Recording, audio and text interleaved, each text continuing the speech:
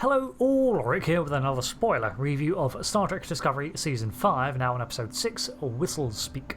Not the strongest episode in this season in my opinion. The central theme was clear enough, but the story itself was rather forgettable, serviceable but far from the best the series has offered so far, although it does feel very much like the episodic content of prior Star Trek.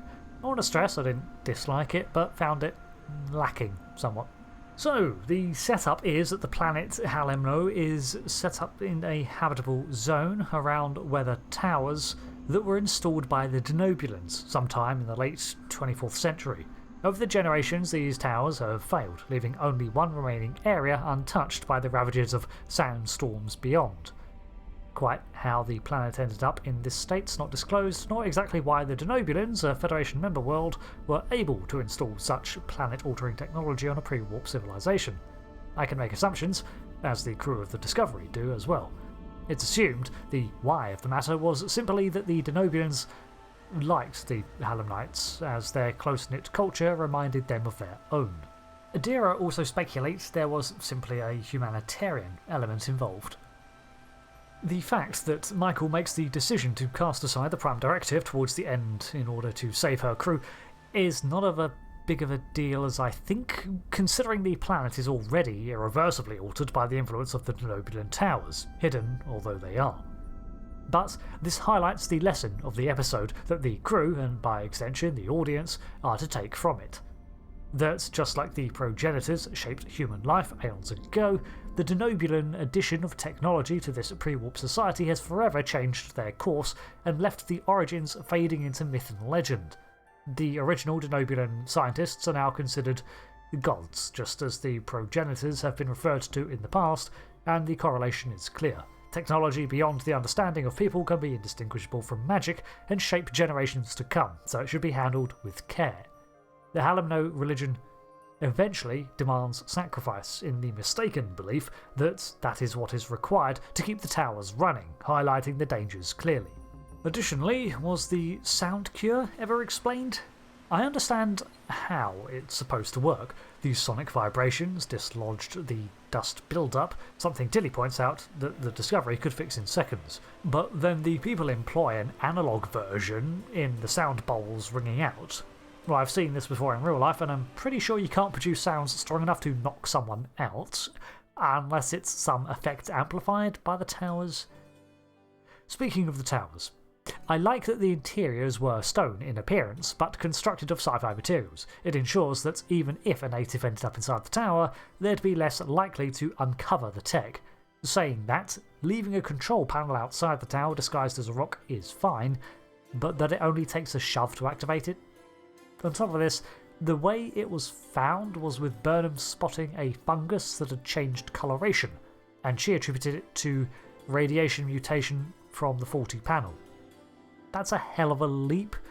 You could say that she used the tricorder to establish that, as she does later to locate the panel, but that's a bit of a leap.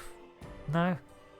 Also, why in a room of decreasing oxygen did they not put out the fires?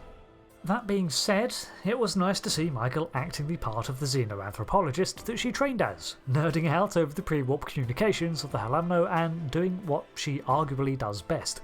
Again, utilising her strengths in favour of the mission is how I like to see things play out, and the whole reason for having a diverse crew of specialities. Then, she goes and signs up for a death race without doing any further research. That was dumb. And further exploration of the area at discretion would have yielded the same results without the potentially lethal results, violation of the Prime Directive or Cinnamon Challenge to solve it. I wonder if we'll see the alluded to repercussions for Burnham's directive breaking. I like the initial resistance of the father, Ovance, in Burnham trying to explain the nature of the technology to him and instead having to play on his emotional desire to save his child. But would it have behooved the scenario for her to lie somewhat? Now this dude has to effectively lie to a whole community unless he wants to expose their entire religion as a sham and risk riots. Still, at least now you can say that their culture is freer now than it was, because at least they have a greater understanding of the facts, and their beliefs should be open to change. Kolber continues his journey of trying to incorporate spirituality into his beliefs. Again, he's not folding some dogmatic religious text over his scientific background, but exploring an emotional journey and seeking reason. That is what I mean when I say spirituality and science are not exclusive. You can explore creation in any field of science and still believe that there is a greater purpose to it all. There does not have to be a god, gods, or even an intelligence behind it. While I think religious dogma can clash with hard facts, the exploration of spirituality is not that.